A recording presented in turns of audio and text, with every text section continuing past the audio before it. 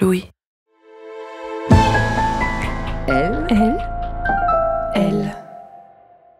Vers 11 ans, j'ai commencé à faire des crises d'angoisse régulièrement, souvent le dimanche soir.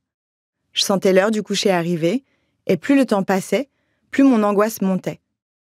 Je me rappelle que je décrivais ça à mes parents comme une boule dans le ventre. Et je ressentais un malaise très diffus, quelque chose qui me paralysait. Je restais assise sur mon tapis, le ventre noué et la gorge serrée, je sanglotais souvent.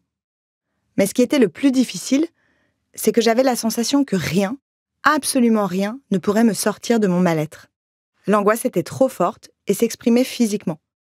Généralement, ça se terminait avec un matelas par terre dans la chambre de mes parents, et c'était le seul moyen pour moi de me calmer. J'ai mis du temps à mettre les mots « crise d'angoisse » dessus. Faut que je te dise. Des vraies questions. Faut que je te dise. Des vraies réponses. Faut que je te dise. Je suis Marine Revol, journaliste. Bienvenue dans Faut que je te dise.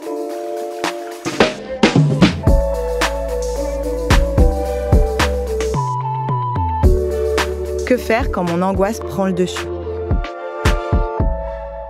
Stress, anxiété, angoisse, tout un tas de mots peuvent exprimer un sentiment de détresse ou de malaise, l'impression qu'on perd le contrôle. Pourquoi toutes ces émotions nous submergent parfois ? En fait, ces émotions sont des signaux. Quand ça déborde, quelle que soit la forme que cela prend, votre corps vous dit que quelque chose ne va pas. Si on y réfléchit, c'est plutôt positif qu'il existe un mécanisme qui nous met en alerte quand quelque chose déraille. Récemment, de nombreuses études se sont intéressées à la santé mentale des jeunes. C'est notamment dû au contexte post-Covid, mais aussi à une prise de conscience plus globale sur l'importance de la santé mentale. Et donc, ces nouvelles études, elles s'accordent à dire qu'elle est de plus en plus préoccupante. La crise sanitaire a laissé un contexte anxiogène, marqué par l'incertitude. Et puis il y a l'avenir professionnel, les études, la vie sociale. À cela s'ajoutent des difficultés très actuelles. Hyperconnexion, perfectionnisme, injonction sociale et pression en ligne. Il peut donc arriver que vous ne vous sentiez plus en contrôle et que ça déborde. Et ce n'est pas de votre faute. Une enquête menée auprès de 5633 jeunes en avril 2025 par l'Institut Montaigne, la Mutualité française et l'Institut Theram montre que 25% des 12 à 29 ans souffrent de symptômes dépressifs. Pour vous donner une idée, ça fait plus de 7 élèves par classe. Ça fait beaucoup. D'autres recherches soulignent une augmentation des passages aux urgences pour tentatives de suicide, idées suicidaires ou troubles de l'humeur des jeunes de 18 à 24 ans. Dans cette même tranche d'âge, 54% disent avoir déjà eu des problèmes de santé mentale. Cette surcharge émotionnelle, je vous ai raconté comment elle se manifestait chez moi, mais elle peut prendre plein de formes selon les personnes. Vous pouvez pleurer, avoir des palpitations, le souffle court, des pensées envahissantes, des vomissements ou des crises de spasmophilie. Ça ressemble à une crise de tétanie et cela peut inclure des difficultés à respirer, des crampes, des contractures musculaires, des tremblements ou des fourmillements. À l'intérieur, vous pouvez ressentir une panique et une anxiété très intenses. Vous avez soudainement très peur et vous ne savez pas toujours pourquoi. Vous pouvez aussi vous sentir complètement détaché de votre corps, ne plus arriver à penser, croire que vous allez mourir ou devenir fou. Pour ma part, cette phase très désagréable de ma vie s'est terminée quand je suis allée consulter une psychologue qui m'a aidée à me confronter à mes angoisses avec des défis hyper concrets, comme aller dormir chez des copains ou partir en colo. Mais dans ces moments-là, la priorité, c'est de gérer le débordement. Je vais vous lister une série de conseils pour se relaxer. L'idée, c'est ensuite d'essayer plusieurs techniques et de voir ce qui fonctionne pour vous. Cela ne va pas forcément traiter la cause, mais cela va vous permettre de gérer la crise, là, tout de suite. Et c'est ce qu'on veut dans un premier temps. D'abord, il existe des exercices qui peuvent vous aider. Et j'aurais adoré les connaître à l'époque.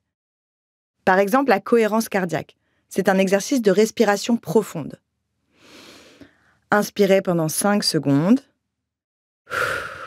Expirez pendant 5 secondes. Répétez ça pendant plusieurs minutes. Ça régule le système nerveux et ça fait descendre le stress. Deuxièmement, un autre exercice que je tiens de ma psy de l'époque consiste à tenter de reconnecter son corps et sa tête. Concrètement, par exemple, asseyez-vous sur une chaise et essayez de penser ou plutôt ressentir, que vos fesses reposent sur la chaise, que vos bras sont posés sur les accoudoirs. Tout ce qui peut vous ancrer dans le présent. Troisièmement, dans la même idée, il y a le grounding et la technique des 5, 4, 3, 2, 1. Regardez autour de vous et nommez 5 choses que vous voyez, 4 choses que vous pouvez toucher, 3 sons que vous entendez, 2 odeurs que vous pouvez sentir, un goût auquel vous avez accès. Quatrième technique, c'est le relâchement musculaire. Serrez et relâchez chaque muscle de votre corps en partant des pieds jusqu'à la tête. C'est un peu comme la technique qu'on peut utiliser pour endormir les enfants. On leur dit que leur pied est lourd, si lourd qu'il s'enfonce petit à petit dans le matelas, puis les jambes, les bras, le buste jusqu'à la tête. Il existe aussi des applications pour accompagner les crises d'angoisse, comme Root, R-O-O-T-D, ou Petit Bambou. Le but de ces applis, c'est de vous aider à identifier vos angoisses et à les gérer. Tout ça, c'est donc plutôt des solutions court terme qui peuvent suffire à certaines personnes. Mais une fois qu'on a réussi à calmer la crise, à long terme, l'idée, c'est quand même que l'angoisse déborde de moins en moins, et de moins en moins souvent. Comment devancer nos angoisses ? La première chose, c'est d'identifier ce que l'on ressent et ce qui déclenche les crises. Pour ça, vous pouvez essayer le journaling. Quand vous êtes calmé après un débordement d'angoisse, notez dans un journal tous les événements et éléments extérieurs juste avant la crise. Par exemple, j'ai vu sur une story une fête à laquelle je n'étais pas invitée. L'idée, c'est d'apprendre, petit à petit, à décoder son propre fonctionnement et à éviter les situations, les personnes ou les pensées qui déclenchent des débordements d'angoisse, tout en travaillant sur le fond, bien sûr. Même s'il y a des exceptions, les personnes avec une bonne hygiène de vie ont généralement un terrain moins propice au débordement d'angoisse.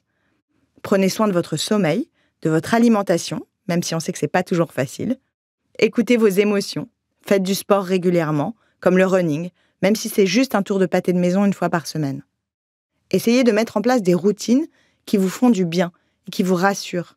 Par exemple, de vous bloquer un soir par semaine pour faire quelque chose que vous aimez, que ce soit de la danse, du dessin ou juste regarder une série avec un bol de céréales. À la question « Quand faut-il consulter un psy ?», je dirais franchement, dès que ça vous handicape au quotidien. Ne pas réussir à dormir chaque dimanche soir, ça vaut déjà le coup de parler à quelqu'un. Si vos angoisses peuvent être liées à un danger humain, par exemple si vous ou quelqu'un de votre famille est victime de violences physiques ou psychologiques, si vous êtes victime de harcèlement à l'école, si vous avez vécu un événement traumatique dans le passé, parlez-en tout de suite. À un psy, un ami, parent ou professionnel de santé, par exemple un ou une infirmière scolaire. Quelqu'un qui pourra vous écouter et vous orienter. Ça n'a rien d'humiliant, vous dites juste, très simplement, « Je me sens angoissée ». Si vous y avez accès, vous pouvez compléter avec des séances de kinésithérapie, d'acupuncture, de sophrologie.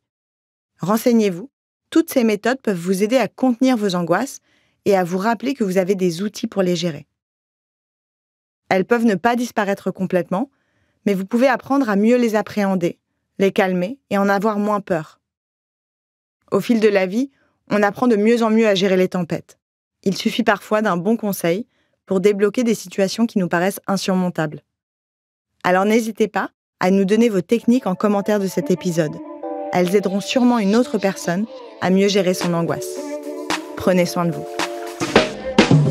Merci d'avoir écouté Faut que je te dise, un podcast coproduit par le magazine Elle et Louis Média.